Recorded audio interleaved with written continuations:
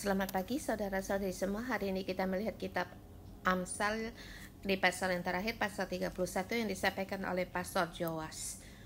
Ini satu pasal yang struktur dari Mazmur pasal Amsal dan sengaja ditulis dalam.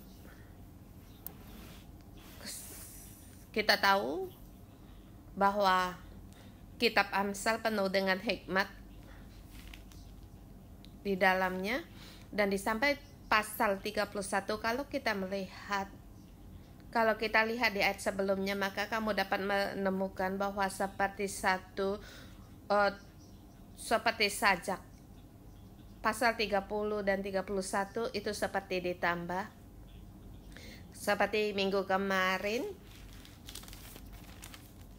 pasal 30 perkataan Agur atau sajak dari Agur, dan hari ini adalah perkataan ibunya Raja Lemuel, dan kita melihat sepertinya tidak ada hubungan dengan pasal 30, hanya tambahan informasi.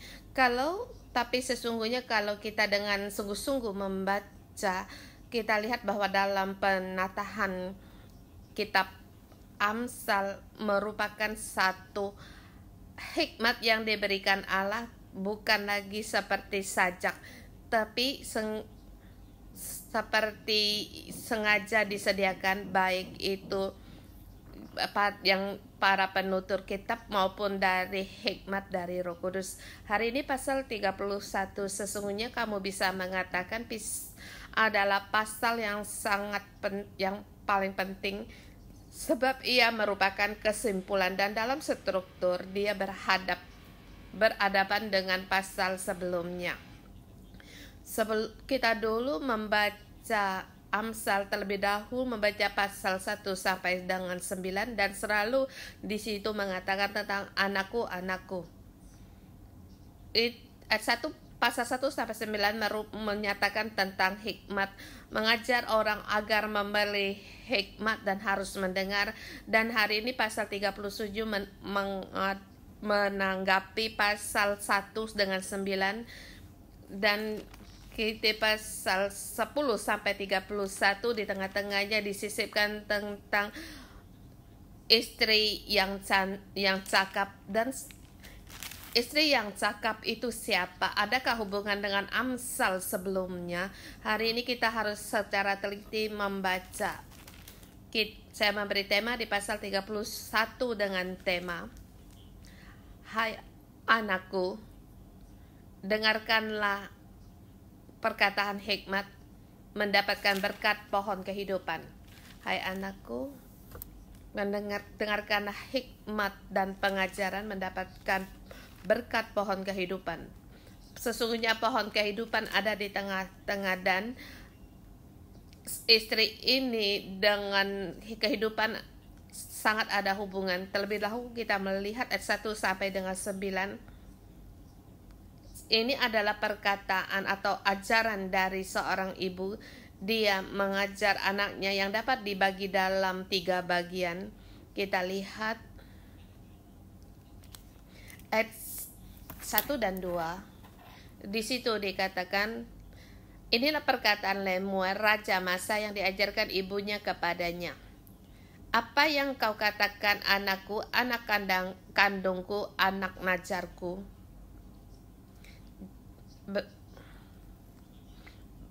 Jadi raja ini terhadap ibunya adalah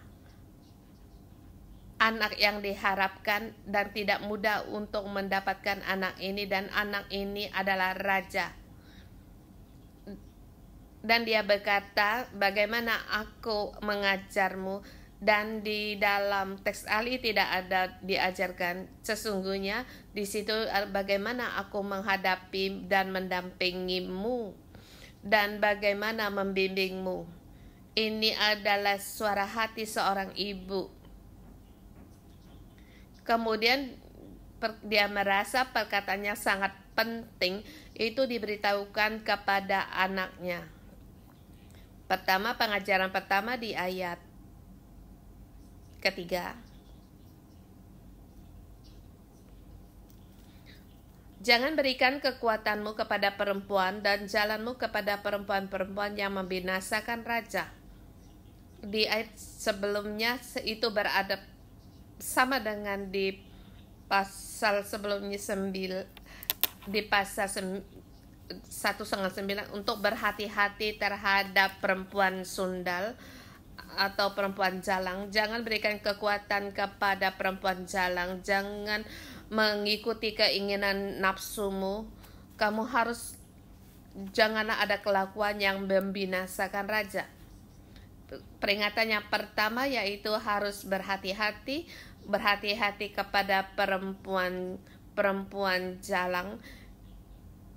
Rupanya Mama ini sangat mengerti akan kegagalan raja-raja masa lalu, baik itu raja Israel atau raja Mesir, ada juga raja-raja Arab. Setiap raja-raja di dalam suatu kedasnian mereka terjatuh karena ada hubungan dengan hawa nafsu. Dan di dunia kita banyak menemukan juga hal ini. Siapa yang kebanyakan bisa menyeleweng dan mungkin ada orang yang ketiga dalam rumah tangganya. Sesungguhnya kalau dalam perekonomian itu yang rendah itu tidak mudah, tapi para pembesar itu mudah. Apalagi seorang raja menuruti hawa nafsunya, maka kerajaan akan binasa. Jadi di sini memberitahukan kamu harus menjadi raja yang membawa pengaruh. Berhati-hatilah terhadap hawa nafsu. Jangan berikan kekuatanmu kepada perempuan-perempuan. Ini satu ingatan kedua. Ayat 4 sampai dengan 7. Itu jangan menginginkan keinginan. Di sini dikatakan tidak pantaslah bagi Raja Lemuel, tidak pantaslah bagi raja minum anggur atau para pembesar menginginkan minuman keras. Jangan sampai karena minuman ia lupa apa yang telah ditetapkan dan membekok hak orang-orang yang tertindas. Berikanlah minuman keras itu kepada orang yang akan binasa dan anggur yang dapat susah hati. Di sini biarlah ia minum melupakan kemiskinannya dan tidak mengingatkan kesusahannya. Di sini pada saat dia mengikuti keinginan minum minuman keras, maka dia akan lupa akan kedudukannya. Apalagi minuman keras, pada saat kamu meminum anggur ini, kamu pikirkanlah orang yang bersusah hati, pikirkanlah orang yang akan binasa. Artinya ini bukan berarti kamu memberi anggur untuk memabukkan orang-orang itu, orang-orang yang lagi bersusah hati atau orang binasa, agar setelah dia minum mereka lupa akan susah hatinya. Ini hanya makna yang di luar, tetapi sesungguhnya maknanya adalah untuk berhati-hati terhadap memuaskan keinginan sendiri. Pada saat kamu ingin memuaskan keinginan sendiri, ingatlah orang lain. Pada saat kamu ingin memuaskan keinginanmu, ingatlah kamu kepada keinginan orang lain dan idesmu sebagai raja. Kemudian ayat 8 dengan 9. Bukalah mulutmu untuk orang yang bisu, untuk hak orang yang merana. Bukalah mulutmu, ambillah keputusan secara adil dan berikanlah kepada tertindas dan yang miskin hak mereka. Peringatan yang ketiga, menjadi raja yang adil, memilih jalan yang adil. Ingatlah dalam masyarakat orang-orang yang memerlukan bantuan. Ini adalah ajaran ibu kepada raja dan kembali di zaman kita sekarang, apakah kita adalah raja? Kita bukan raja, tapi kita sepertinya merasa pengajaran ini diberikan kepada raja, tetapi kita setiap orang adalah seorang anak. Kita anak di dalam rohani. Kita tahu bahwa Allah memilih kita. Kita sering-sering berkata, ya Allah, pakailah kami. Dan kita sering-sering dalam segi kerohanian menjadi imamat yang rajani, dan bahkan kita keturunan dari Raja Besar Yesus Kristus.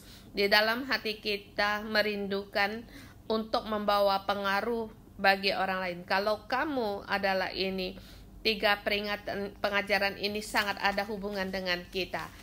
Berhati-hati akan hawa nafsu. Bagi orang banyak, yaitu kita harus berwaspada terhadap godaan dunia dan media, dan kita harus waspada godaan duniawi dan akan pernikahan.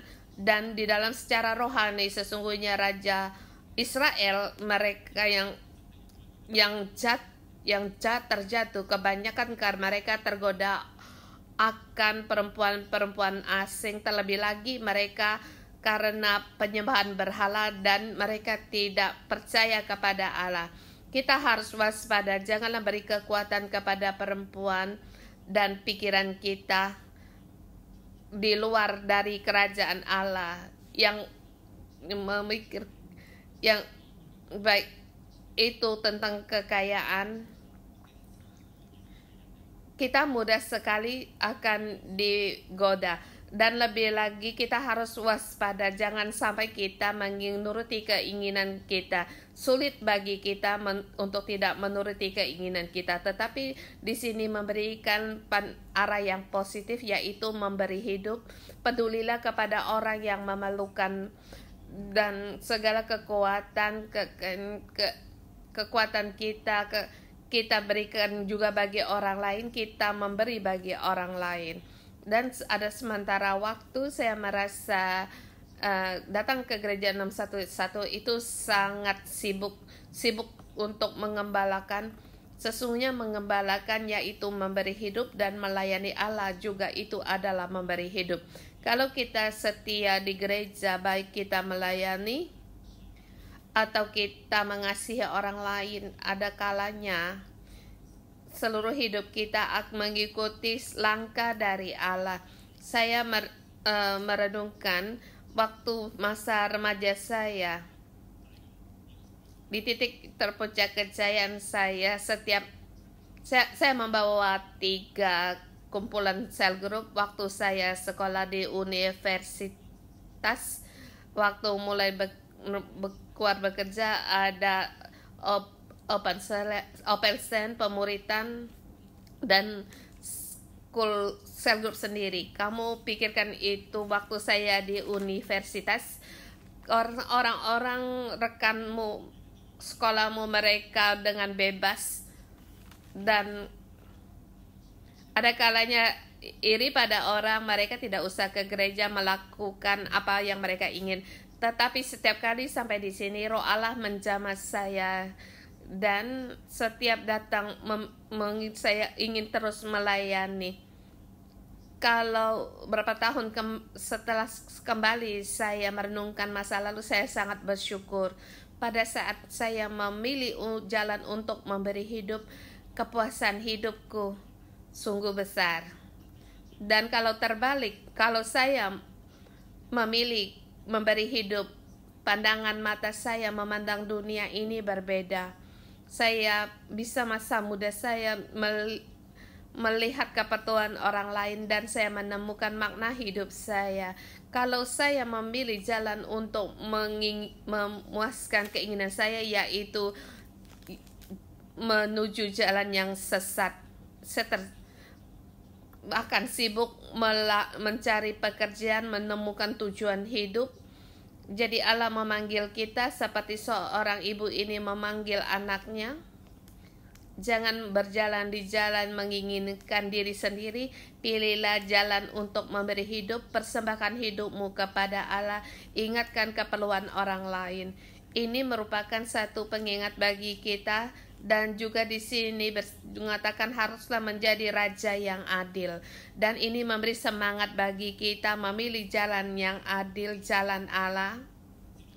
Seterusnya kita lihat di bagian yang kedua, poin yang kedua. Mendapatkan istri yang cakap, mendapat hikmat berjalan dalam pohon kehidupan, jalan pohon kehidupan.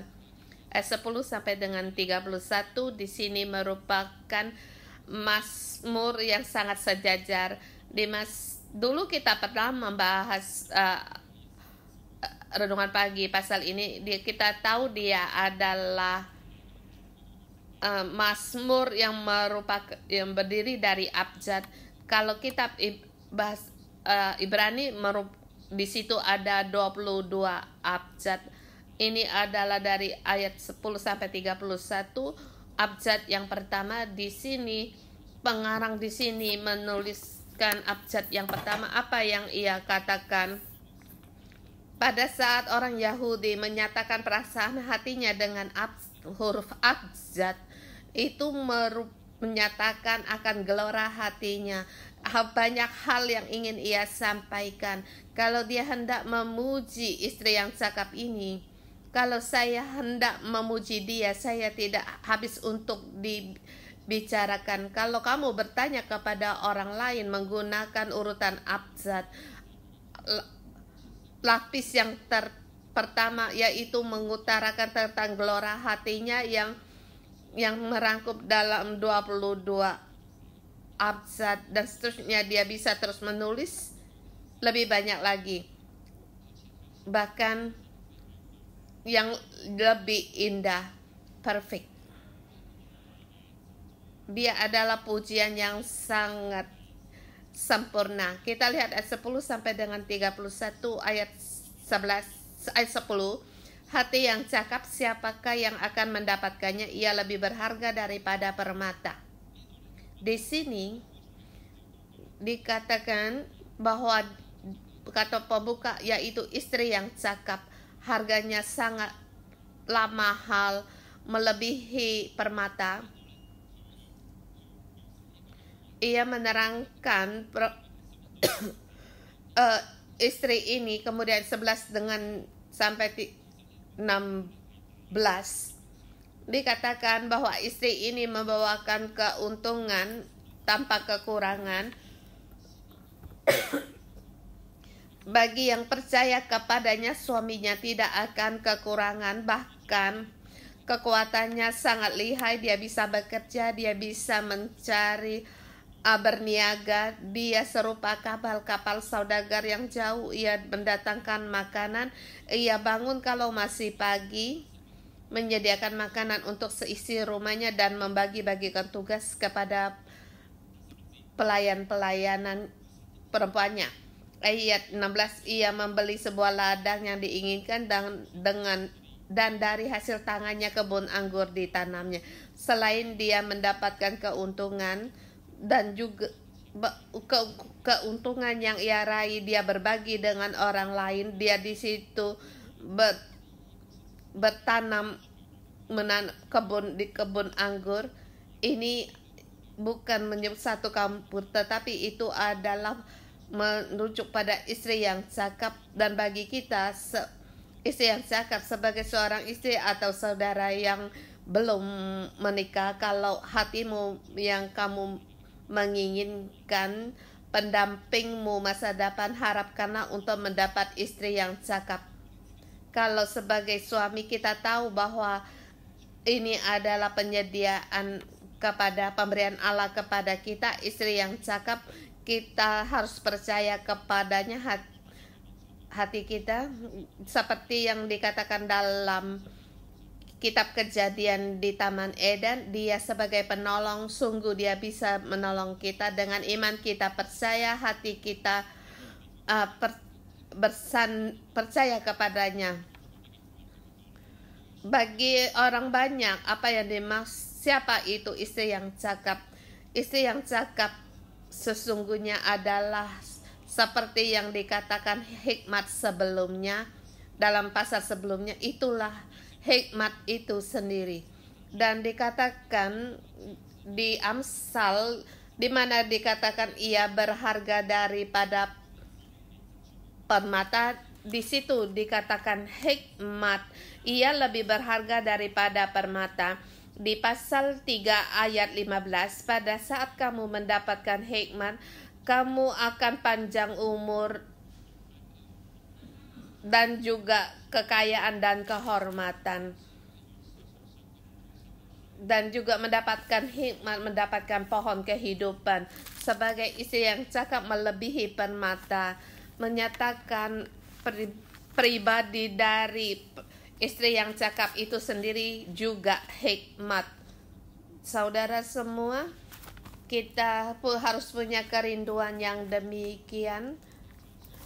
Kita harus menjadi istri yang cakap. Dan seterusnya menerangkan tentang istri yang cakap ini. Satu struktur yang seimbang. Ayat 11 dengan ayat 29 itu berhadapan. Ayat ke-10 dikatakan harganya melebihi permata. Ayat 29, banyak wanita telah berbuat baik, tetapi kau melebihi mereka semuanya, melebihi segalanya. Ayat 10 dengan 29 saling berhadapan. Kemudian kita lihat 11 dan 25. Di sini ayat 17, ia mengikat pinggangnya dengan kekuatan, ia menguat lengannya. Istri yang cakap ini mempunyai kekuatan. Dia merasa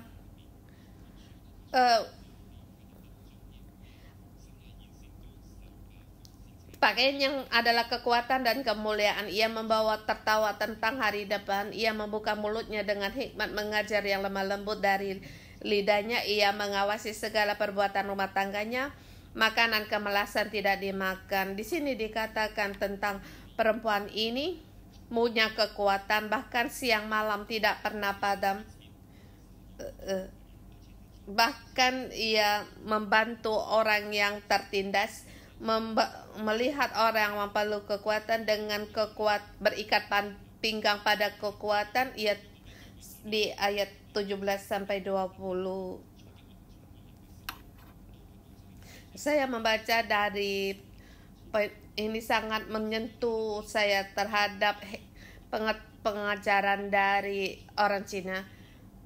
Kalau kita selesai membaca sejarah, kita selesai merenungkan bagaimana istri yang cakap, boleh dikatakan dia perempuannya agak lemah, tetapi dia sangat lemah lembut, sangat lega. Kamu dikatakan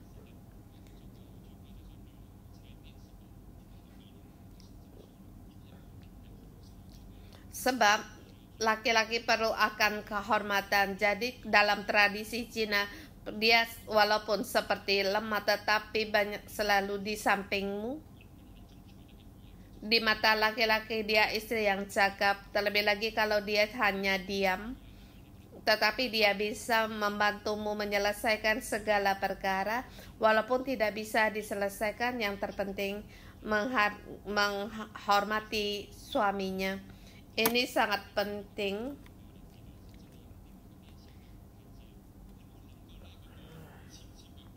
Di sini kita bisa lihat seorang gadis, seorang perempuan yang mempunyai dengan berikat kekuatan. Dia adalah istri yang cakap. Ini berbeda dengan tradisi kita.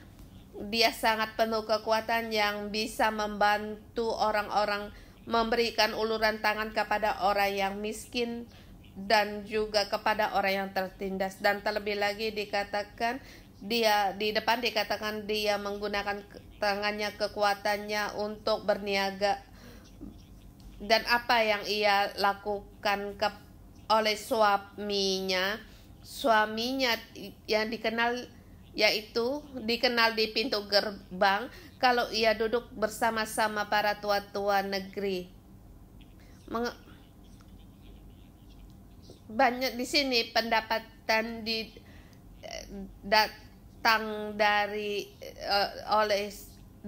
oleh istrinya, dan apa dilakukan suaminya agar dia dikenal bagi orang banyak. Pada saat kekuatan istrinya bisa dipakai, maka laki-laki suaminya bisa dikenal di pintu gerbang dan dihormati. Bahkan di ayat 25 dengan 17 berhadapan.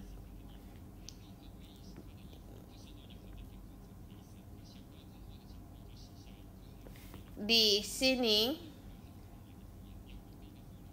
dia di ayat 25 berhatam dan juga di ayat 17, pakaian adalah kekuatan yang dia tertawa pada tentang hari depan.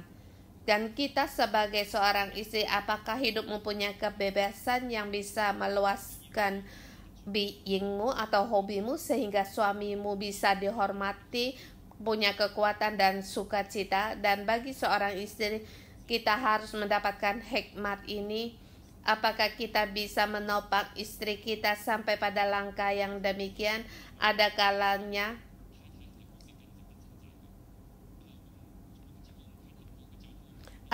dari segi istri layak untuk dapat pujian, tapi kita kebanyakan sebagai kaum laki-laki sering-sering ingin mendapatkan pujian bagi kita sendiri dan dipastikan.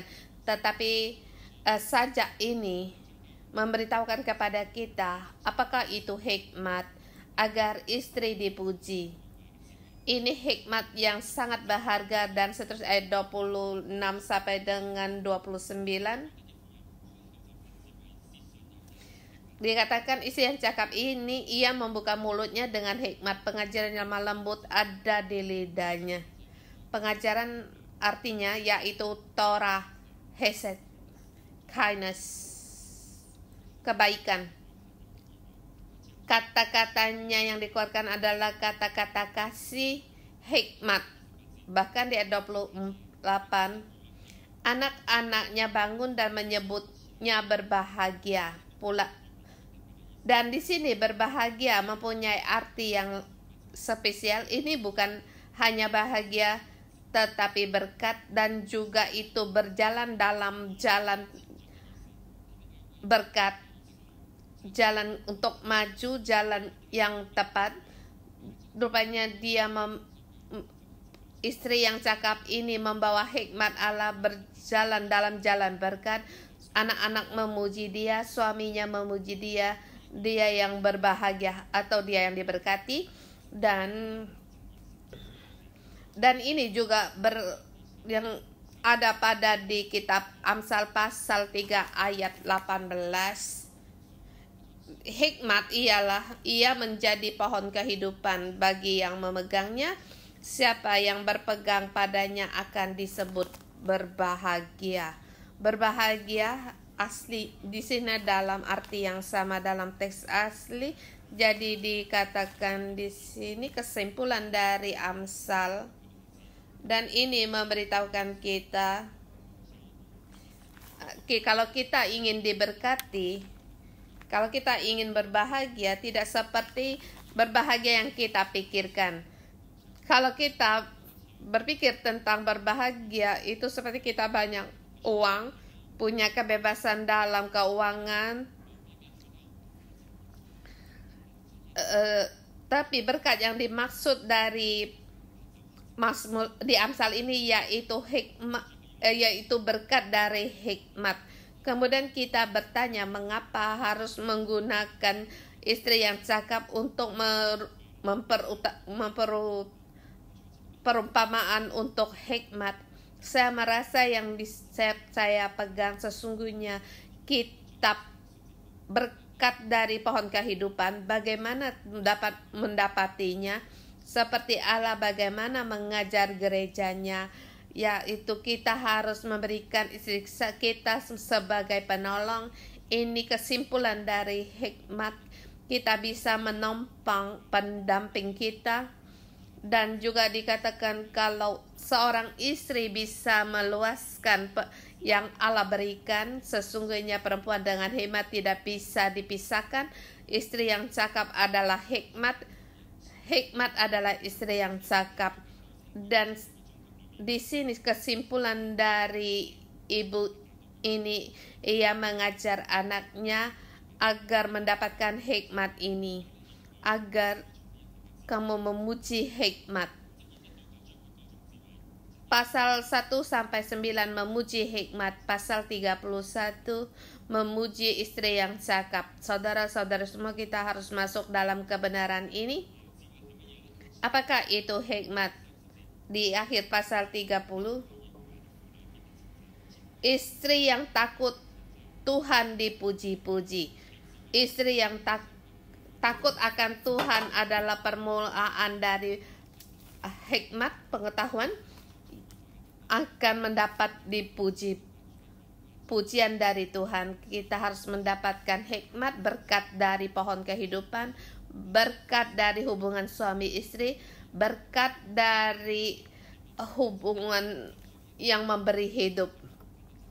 Kita harus berjalan melalui jalan ini seperti istri yang cakap, seperti raja ini. Kita harus berjalan dalam jalan memberi hidup, dan juga kita mencari jalan hikmat. Seperti kita dalam jalan ini, berkat Allah akan terus mengalir, kemuliaan berkat Allah akan terus tidak pernah habis. Kita rindukan pohon kehidupan, kita terus setia berpegang pada pohon kehidupan. Kiranya Tuhan menolong kita. Mari kita bersama menyembah Tuhan Allah kita. Haleluya. Tuhan, kami datang untuk mencari Engkau. Bapa, kami ingin mendapatkan hikmat ini. Mohon Engkau, firman-Mu Engkau taruh di dalam hati kami. Dengan segenap hati kami mencari Engkau, berharap kepadamu. Haleluya.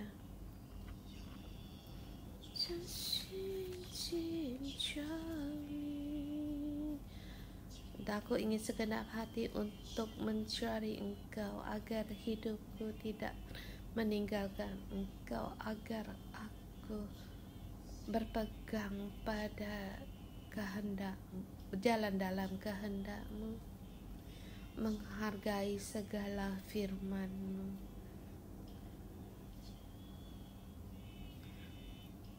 Aku simpan firman-Mu dalam hatiku, agar seumur hidup aku tidak akan lupa, agar aku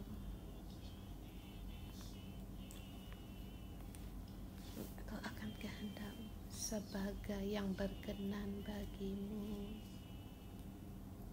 我要全心敬着你，叫我一生有不管你，好让我天生经你的记忆，看着你一切言语，我将你回光照心里，叫我一生都不忘记。我捉着你的心意，成为你所喜悦的，我单单跟。Tuhan, aku hanya rindu kepada Engkau, mencintai Engkau lebih dalam lagi dengan hati kebenaran, menyembah Engkau. Tuhan, aku rindu pada Engkau. Biarlah dengan segenap hatiku mengikuti Engkau.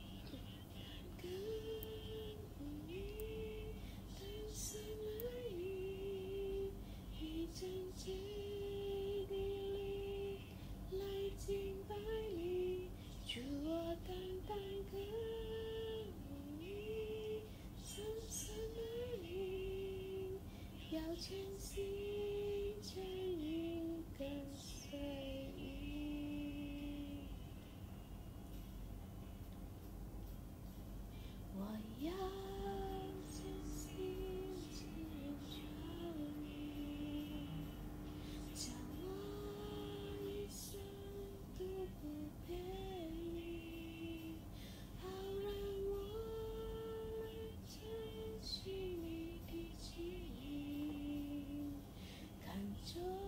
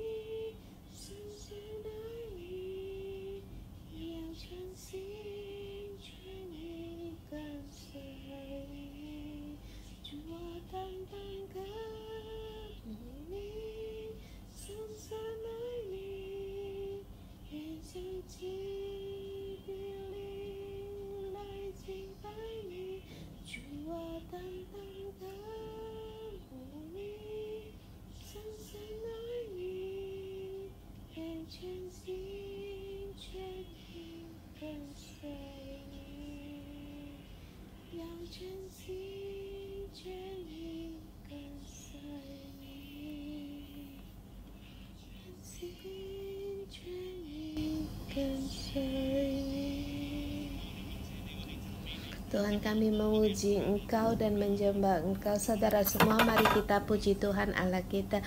Tuhan, hikmat-Mu Kau berikan kepada kami, kasih-Mu Kau berikan kepada kami. Marilah kita bersama syukur kita, pujian kita berikan kepada Tuhan Allah kita. Terima kasih Tuhan, kasih kami berikan firman.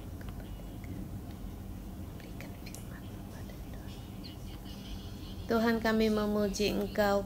Lewat hikmat-Mu, Engkau berikan hikmat-Mu kepada kami. Kami berpegang pada hikmat-Mu. Engkau yang mengajar kami dengan hikmat-Mu yang tiada bandingnya. Dengan setiap firman-Mu, Engkau setiap hari menuntun kami. Tuhan, kami bersyukur dan terima kasih. Saudara semua, pada saat firman diberikan kepada kita, kita melihat di dalam hidup kita banyak hal kita waktu untuk memuaskan keinginan kita, baik itu hawa nafsu, pikiran, sehingga hubungan kita dengan Allah menjadi jauh, bahkan tidak integrasi. Mari kita merenungkan, kita berbagi. Adakah di dalam hidupmu mungkin kamu gagal atau memuaskan keinginan kita? Fokus kita, poin kita semakin tidak jelas. Mungkin lewat kita menginginkan tentang keuangan, hawa nafsu, bakat, atau kamu menggunakan banyak waktu untuk main HP, dan kita bisa berdoa untuk hal ini.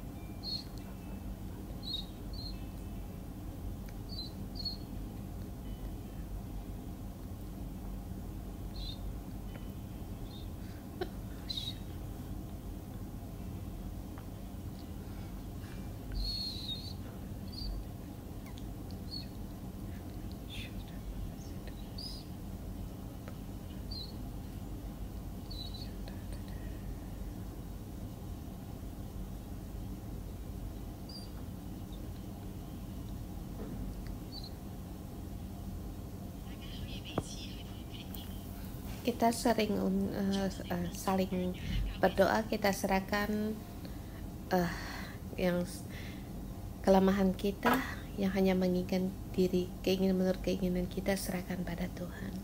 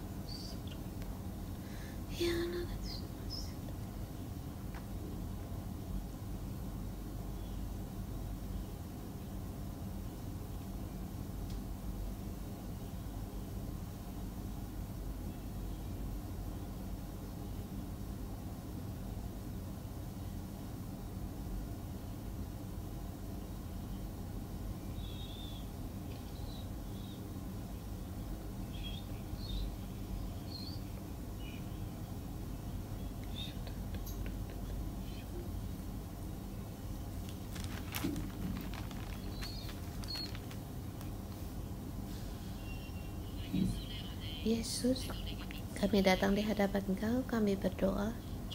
Tuhan, kami seringkali kami hanya memuaskan keinginan kami, apa yang ingin kami lakukan, kami tidak merenungkan akan kelakuan kami, bahkan di dalam pekerjaan, dalam keuangan, perekonomian kami bahkan memuaskan pikiran kami, perkataan kami. Seringkali kami mengutamakan diri sendiri sehingga mengutamakan keinginan kedagingan kami. Tuhan, kami ingin mengandalkan Engkau, Engkaulah kekuatan dan sukacita kami.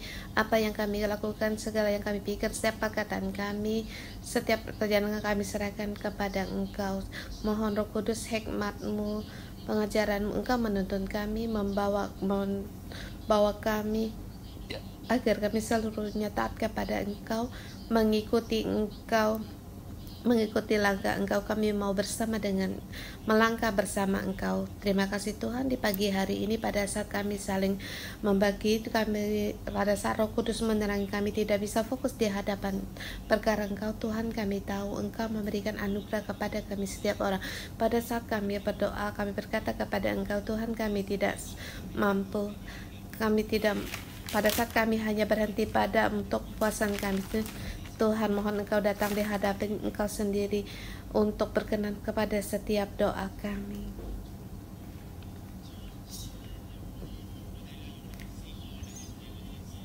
Tuhan, kami ingin bertobat kembali pada Engkau. Mohon Engkau ampuni dosa kami, sucikanlah hati kami kembali. Mohon Engkau berikan kami anugerah-Mu dan belas kasihan-Mu. Mohon Engkau bentuklah hidup kami agar seumur kami hidup yang berkenan bagi-Mu. Mohon Tuhan agar kami sungguh-sungguh bertobat kembali di hadapan Engkau. Ampunilah segala dosa kami, sucikanlah hati kami. Berikanlah kami anugerah-Mu dan berbelas kasihan kepada kami. Bentuklah hidup kami agar seumur hidup kami berkenan bagi-Mu. Terima kasih Tuhan. Tuhan, kami hidup agar berkenan bagi-Mu. Kami bersyukur dan memuji Engkau, sebab Engkaulah yang membangun keluarga bagi kami. Hari ini Engkau berkata kepada istri yang cakap, siapakah yang akan mendapatkannya? Ia lebih berharga dari permata hati suaminya percaya kepadanya.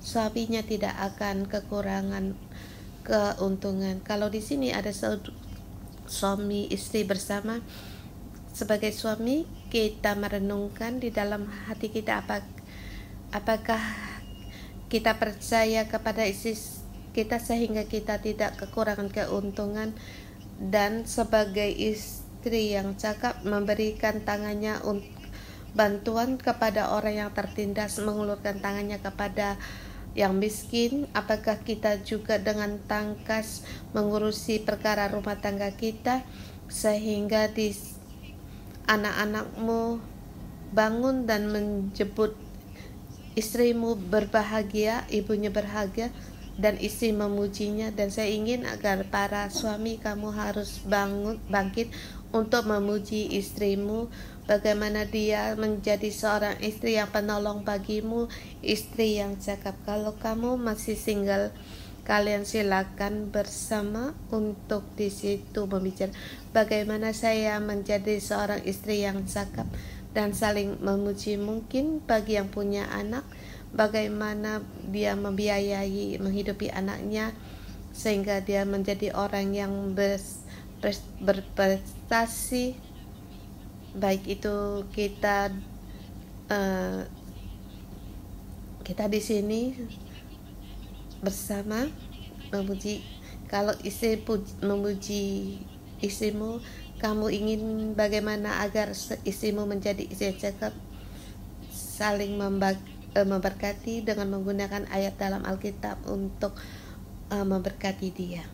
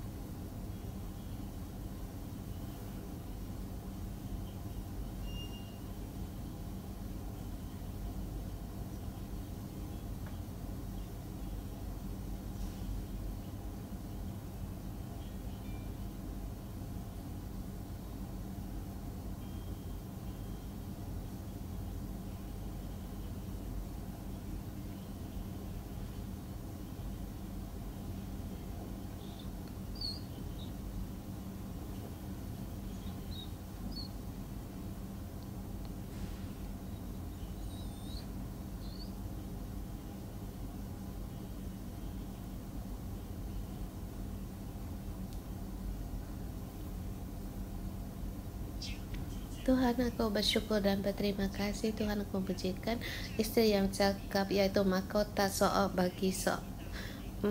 bagi suaminya. Tuhan, Engkau membangun hubungan suami istri kami dalam menjadi satu bersama berjalan pohon kehidupan. Tuhan, di sini mendapatkan istri yang cakap, mendapatkan hikmat, dan kiranya kami setiap para suami bisa menopang istri kami sehingga bisa meluaskan beingnya, sehingga setiap keluarga berjalan dalam berkat. Tuhan, kami memuji Engkau.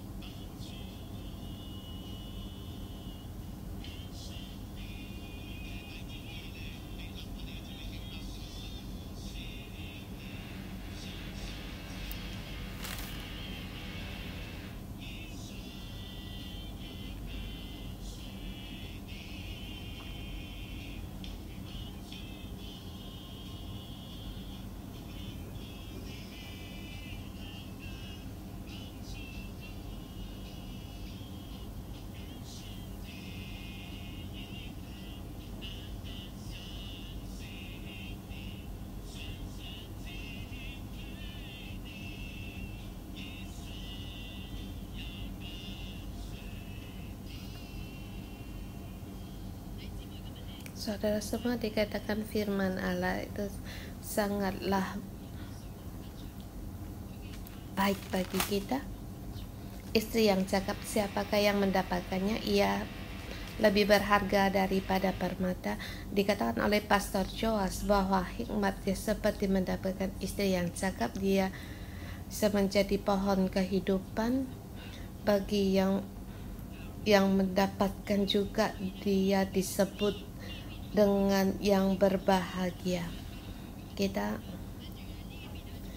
berdoa untuk Hong Kong dan untuk gereja kita, agar hikmat Allah memberikan hikmat, bahkan agar pengetahuan suami istri, pengajaran suami istri lewat gereja diberitakan. Kita berdoa untuk gereja-gereja di Hong Kong, bahkan di seluruh bumi ini. Kita bersama berdoa 3 kali, Yesus, Yesus, Yesus. Tuhan, kami ingin lebih dalam lagi hikmat-Mu, hikmat yang dari-Mu Tuhan Yesus, Kau berikan kepada gereja-Mu.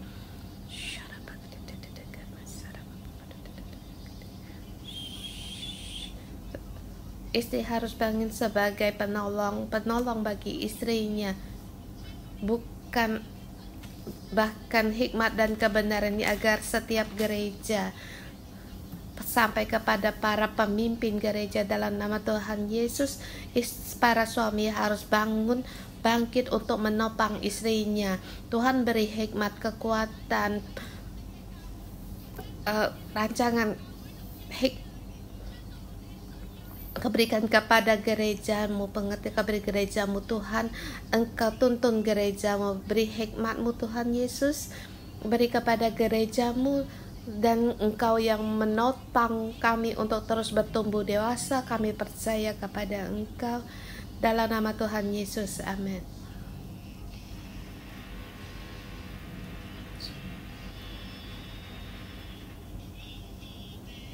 Tuhan, tolong aku agar terus lebih lagi berdoa dan percaya kepada Engkau, hanya percaya kepadamu, hanya takut akan Engkau.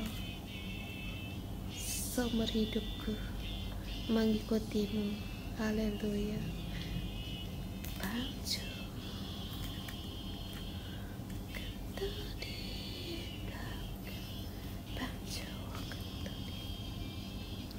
kan samdi kau dan相信